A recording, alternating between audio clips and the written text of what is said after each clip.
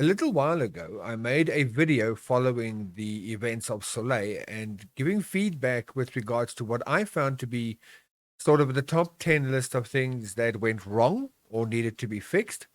And I'm actually quite pleased to say that the development team have taken these suggestions to heart, not just from me, but from other viewers, from other content creators and things like that as well. So we're going to go through today very briefly what my top 10 list actually was, as well as what changes they have already announced they will be making for the next season. Let's go and have a look together.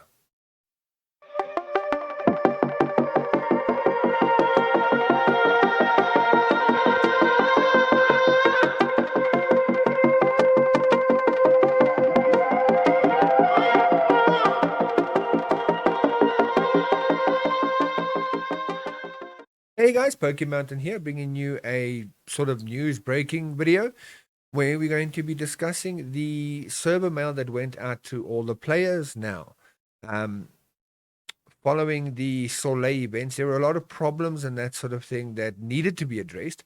And by the looks of it, the development team have actually heard the players, they've listened, and they've already announced some of the things that they're going to be changing. So we're going to have a look at that now. But before we do, guys, if you like KOA content, if you like the sort of videos that I do with updates, with golem marches, the ultimate document, things like that, don't forget to hit the like button down below. It helps me out a lot. And if you want to be notified whenever I go live or send out any new videos, don't forget to hit the subscribe button and the bell notification icon. Right, let's go and have a look. So we're going to quickly switch over to the main game so I can get to this mail. And I've got the list here next to me of the actual 10 changes that we were looking that I suggested they do. And I'm just going to very briefly go through them. Number one, I said some of it was a bit too difficult, like the walls. That third wall was extremely difficult to get through for a lot of kingdoms. If you were on the KOA Discord server, you would have seen that a lot of kingdoms didn't make it through that wall. They had to wait for the timer to run down for the wall to be taken automatically. The difficulty level was passed on to things like the castles and that as well, where the back end castles, for example, were effectively ideally placed so that the smaller alliances who were there in Soleil could go and capture those castles to allow the kingdom to gain points. And they were a bit too difficult as well. So a lot of castles weren't captured and things like that. So that was my first suggestion. The second suggestion was that they need to make it that it's not restricted to only SH21 players, that they need to try and open it up to more players, even SH18 and upwards sort of thing. If they can do that, it's going to help out with getting more people to actually participate in the event. And then we can all have more fun as a kingdom, because as it stands now, we're not really doing it as a kingdom. We're doing it as the stronger parts of a kingdom sort of thing. Number three was the 24-hour cooldown, that it actually is a problem in general, that it prevents us from being able to participate in all sorts of events and being able to go to our farming alliances and do what we need to do and come backwards and forwards as necessary. The fourth one was that the rewards do need to be a bit improved. The basic rewards that we received were a little too low for the time invested and that sort of thing, for the amount of resources invested and gold invested. So if they could up those rewards just a little bit, that would help. Number five was the duration. They already tried to fix some of that by making it shorter. I'm pretty sure that when they make the season 2 come out, it will be shorter than that. Even I recommend, or I reckon probably about a month long would be suffice. Might be pushing it as well, but I think a month would be all right. The next one was the bugs and the cheating. There were so many bugs, and it made gaps for people to be able to cheat in the game. Obviously, that's something that they can't outright say, oh, yeah, this was a problem. But obviously, it's something that I'm sure they will be looking into. Number 7 was the speed of building towers, that they were able to build too many towers way too quickly. That you could, once they put one tower down, that was it. There was no ways you could actually get past it, because you could not destroy a tower in the same amount of time that it takes them to place a tower. In a 1 hour period, they could put a tower, and they could put as many as they've got resources available. And you trying to take down one of their towers while they're putting up 4 towers around it. It makes it impossible to get past. Number 8, why couldn't we go back to Soleil now, even though it was over at the end? when the event was officially over, you could still stay in Soleil and you could still participate in the higher level tiles as well as the higher level monsters and that sort of thing.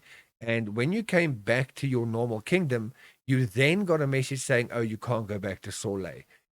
There should have been notification beforehand saying that once you go back, you can't return, sort of thing, or something along the lines. Or why couldn't we return? It didn't make sense. The event was over. People could have gone there freely. They stand the risk of being attacked. They take the choice on their own, sort of thing. So that was point number 8. Point number 9, where are our monsters and RSS tiles? We're still waiting. We still haven't received any of the higher level monsters or RSS tiles. Maybe it'll come in another update or in the next update. I'm hoping it does because, it's like tasting candy and then having it taken away from you, sort of thing. It was very enticing and we enjoyed it a lot. And now we don't have it anymore. And that's not very nice. And then the last point was a good way to get players to participate in events and understand an event is video creation and things like that, where I suggested that they get a hold of the YouTube content creators, for example, and speak to them, work with them, allow them to work with you so that we can improve this game and we can get more information about events posted out there and things like that. Now, those were my top 10 sort of issues, and this is their actual responses. The first one isn't in here, so I'm going to discuss this briefly now, which was actually point number 10, where I said that they need to get in contact with the content creators. Well, you guys actually saw the mail that went out the other day. Let me see if I can quickly find it over here. There we go. Community content creator project. KOA team is looking for veteran game content creators like YouTuber, game guide, writer, painter, creative, visual artists, story writers. Join us and let's create great content to benefit more players. If you are an experienced player and want to highlight your talent, come to our Facebook page to join the event. So they actually already started. They took that to heart and they've made a separate Discord server for the content creators. A lot of us have applied and we are on, those of us who have been chosen are on a probation period. I have been chosen, so I'm on a 1-month probation period. If that all goes well, I will be a content creator, official content creator for King of Avalon. So that's happening at the moment. They have already reached out to the content creators. I can't really tell you anything about it because it's literally just started. It's just at the moment, it's everybody coming together before anything happens. Once we're all together, something will happen. And obviously, as far as I can, I will keep you guys informed and up to date with whatever is happening that I'm obviously allowed to. There might be certain things that we're not allowed to talk about or something along those lines, in which case I won't be able to. But where I can, I will keep you guys updated. So point number 10, they already agreed with and they've already started basically. Right, so here we go. So I'm going to go through this as briefly as I can so we don't make this video too long. It's already long enough. So we're going to just shoot through this here. Number 1, in order to relieve the fatigue of players participating in season map activities and reduce the burden on the player's daily game experience, we add an alliance truce function in season map. R5 and R4 can be turned on as needed. After the function is turned on, the following actions cannot be performed. Construction, garrisoning, abandonment, repairing, and reinforcing cannot be carried out on the fortress and season towers of the Alliance. The ongoing actions will be cancelled immediately and relevant troops will be automatically repatriated. Other alliances, including enemy and your own, cannot perform any attack operations on your alliance's fortress and season towers, including attack or dismantle, rally, scout, and similarly, troops performing these actions will be cancelled immediately and automatically returned to your city. So effectively, what they're saying is there's going to be a big red button sort of thing, where if the R4 or R5 clicks that, it's going to cause immediate peace for your alliance. Okay? Bear in mind that this is for alliance, not for kingdom. So each alliance has to decide whether they're going to do it or not. But effectively, this is going to help people where you get to a point where you just get constantly bombarded and you can't do anything. Hit that button and you're going to be able to relax. You're going to be able to go hunt monsters. You can breathe again, things like that. It will also help in certain ways that it might not be intended to help. For example, you are fighting for the gate and you have built towers right up to the gate. And you've covered the gate and your opponent is trying to get through your towers, to the gate as well. Hit the big red button. They can no longer attack your towers. Risky, but we'll see how they actually implement it. Maybe it will be implemented to a certain area only. I don't know how far it will go out there. I don't know if it will take into account extraneous circumstances, or they might say once you get past gate 2, this will no longer be an option, or will not apply beyond gate 2, for example, or something like that. We'll have to wait and see. The other thing, obviously, is that if somebody attacks you, or one of the bigs comes and they come to start raiding your entire alliance, hit the button, everybody's safe. So that's a good side of it. All your troops will be automatically repatriated. It means they all just come back home. The attack on whoever they were attacking gets cancelled immediately, and those troops get sent back. They can't scout you. They can't do anything.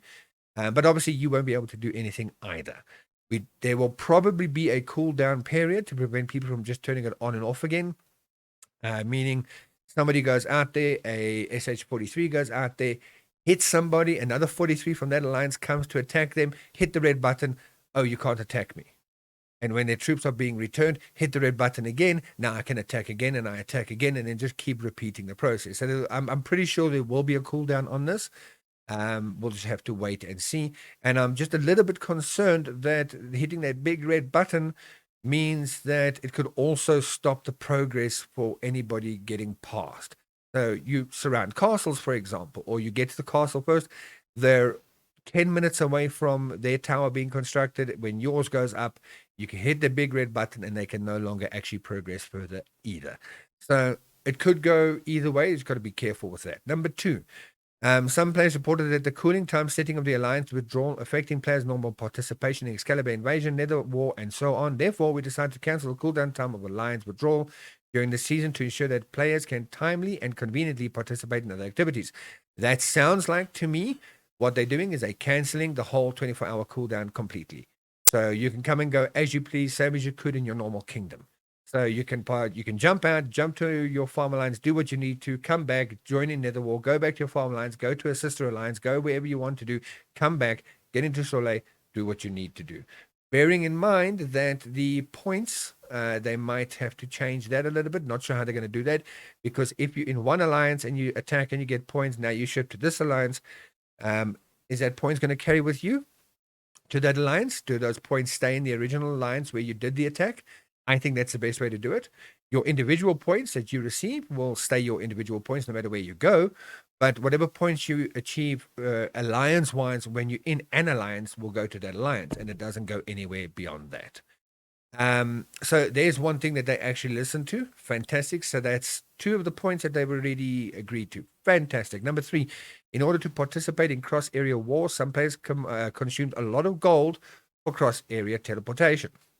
In order to facilitate players to participate in the battle, everyone will get a number of free cross-area teleports every day during the season. So this is for those of you who are fighting out there. You can only teleport so much in the season map before you have to start spending gold.